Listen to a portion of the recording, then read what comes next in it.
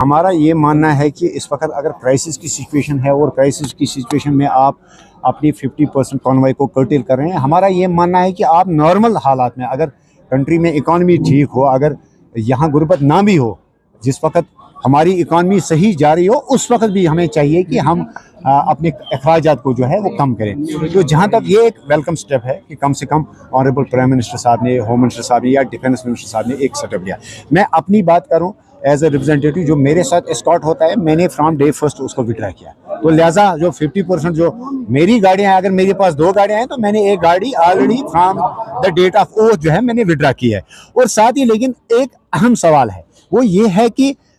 जो step honourable prime minister साहब ने लिया, डिफेंस मिनिस्टर साहब ने लिया,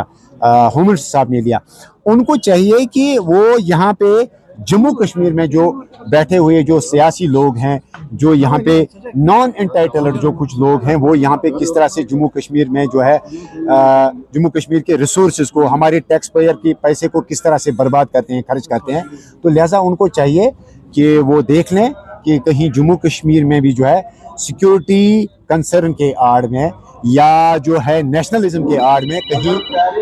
कहीं सरकार का काफ़ी सारा पैसा खर्च तो नहीं हो रहा है। तो लिहाजा जम्मू कश्मीर के सियासतदानों को, जम्मू कश्मीर के जो ब्यूरोक्रेट्स हैं, उनको भी प्राइम मिनिस्टर साहब और होम मिनिस्टर साहब या डिफेंस मिनिस्टर साहब के इस मुंह से सबक लेना होगा कि वो भी कम से कम खर्चात यहाँ पे करें। एक और सवाल है कि कुछ देर पहले ही आसाम के चीफ मिनिस्टर की तरफ से एक स्टेटमेंट आया कि यूसीसी बीजेपी का कोर एजेंडा है और उनकी जो नेक्स्ट असेंबली होगी वो उसमें वो पास कर देंगे। देखिए, ये तो एक्सपेक्टेड है, उनके मंशूर में है। और आपने देखा होगा कि पिछले 10 सालों से, 11 सालों से जो आसाम के चीफ मिनिस्टर हैं, बीजेपी के साथ वाबस्ता है, उनको जो संघी लोग हैं, संघी लोगों से ज़्यादा वफादारी साबित करने के लिए उनको एंटी मुस्लिम जो है, एंटी मुस्लिम कानून लाने हैं, एंटी मुस्लिम जो है एक्ट्स उनको करने हैं खुश करने के लिए। लेकिन हम मजम्मत करते हैं, तो हम यही कहेंगे कि इससे देश का भला नहीं होगा। आपकी जो इमेज है इस वक्त इंटरनेशनली काफ़ी खराब होती जा रही है इस किस्म के इकदाम से, इससे जो है मुल्क का भला नहीं होगा इंटरनेशनली। तो हम यही एक्सपेक्ट करेंगे कि इस मुल्क के अंदर जो है अच्छे लोग भी रह रहे हैं और वो कम से कम देख लेंगे कि यहाँ पे हिंदू मुस्लिम करके और कम्युनलिज्म और रीजनलिज्म का जो कार्ड चला के जो है इस मुल्क का भला नहीं होगा। वो कम से कम इस मुल्क की बेहतरी के लिए जो है कम से कम इन चीजों की रोक के लिए जो है इकदाम उठाए। अल्कोहल को लेकर काफी कंट्रोवर्सी हो रही है, नेशनल कॉन्फ्रेंस। देखिए मैंने प्राइवेट मेंबर्स बिल लाई है अल्कोहल बैन के हवाले से, और ये आज की बात नहीं है, जब से ये पद यात्रा वगैरह जो है, जब से गवर्नमेंट ने ये इनिशिएटिव लिया, ना सिर्फ अल्कोहल बैन के हवाले से बल्कि इवन मैं सिगरेट के भी खिलाफ हूँ। मेरा ये मानना है ज़ाती तौर कि सिगरेट भी यहाँ पे जो है हर किस्म की स्मोकिंग बैन होनी चाहिए। और ये आज की बात नहीं है जब से ये 1-2 हफ्ता पहले जो ये यात्रा शुरू होगी, बल्कि जनवरी से ही, जनवरी में मैंने सिगरेट बैन के हवाले से बिल लाई। लास्ट सेशन के दौरान मैंने अल्कोहल बैन के हवाले से बिल लाई। लेकिन कहीं ना कहीं मुझे लगता है कि चाहे जो इस वक्त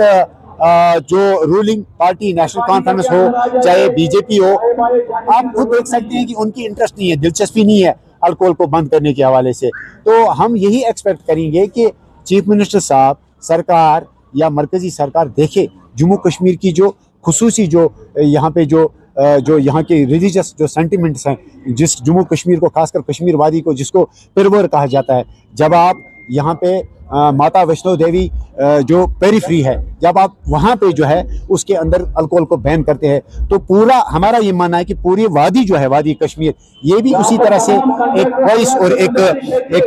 पवित्र जगह है। तो यहाँ पे भी जो है अल्कोहल को बैन होना चाहिए। नीट कैंसिलेशन को आप कैसे देखते हैं? नीट कैंसिलेशन वही चीज़ है कि पहली मर्तबा नहीं है, ये फेलियर है सेंट्रल गवर्नमेंट का कि एक तरफ से जहाँ वो इतने दावे कर रही है कि हम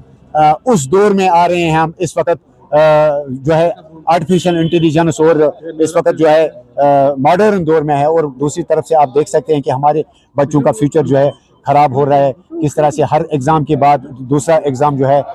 यहाँ पे उनमें घोटाले होते हैं। तो मुझे लगता है कि ये सेंट्रल गवर्नमेंट का फेलियर है, और सेंट्रल गवर्नमेंट को चाहिए कि जो भी इसमें मुलवस हों उनके खिलाफ सख्त से सख्त जो है कार्रवाई होनी चाहिए।